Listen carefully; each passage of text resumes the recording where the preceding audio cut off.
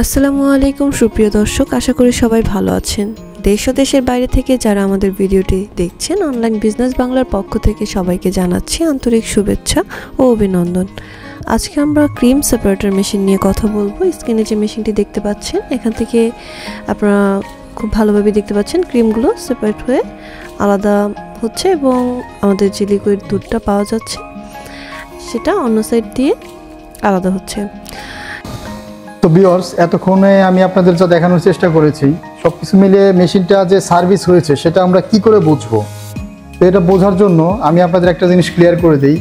উপরের যে ড্রেনটা আছে এটা দিয়ে সবসময় ক্রিম পড়ে এবং নিচের যে ড্রেনটা আছে এটা দিয়ে সবসময় এই দুধটা ভাঙানোর পরে, ক্রিমটা আলাদা হওয়ার পরে বাকি দুধটা এখান দিয়ে পড়ে, মানে ফ্যাটলেস যে দুধটা। তো আমাদের কাছে দুধ না থাকার কারণে আমরা পানি দিয়ে এখন এই মেশিনটি চেক করব।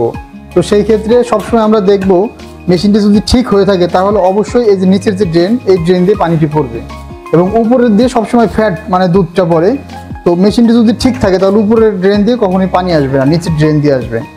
তো ভিউয়ার্স, আপনারা দেখতে থাকুন মেশিনটি চালানোর পরে।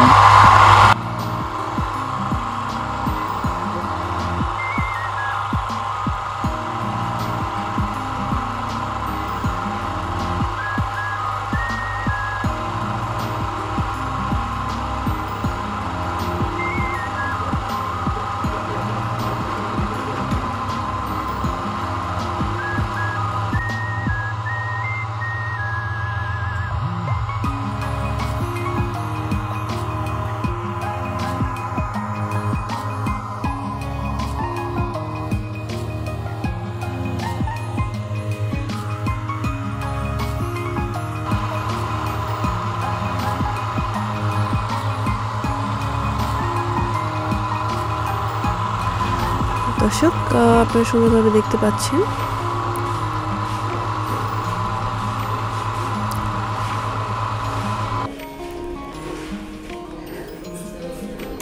আজকের মতো এই পর্যন্তই। শেষ পর্যন্ত ভিডিওটি দেখার জন্য আপনাদের অসংখ্য ধন্যবাদ।